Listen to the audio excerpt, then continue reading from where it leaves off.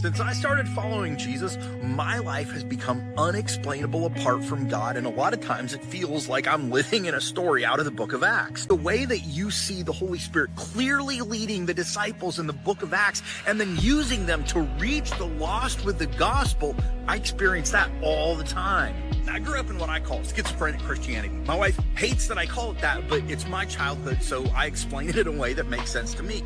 You see, I grew up going to church. I lived in a family that came out of the Jesus movement from back in the 70s, but it wasn't real in their life. The adults I grew up with were really good at convincing church people that we were a good Christian family, but it was just an act. From the time I was little, I wanted God in my life. I wanted to follow Jesus, but what I got from my family was domestic violence and abuse. When I was 18, I asked my mom why I should believe what she believed, and she didn't have an answer because it wasn't authentic in her life.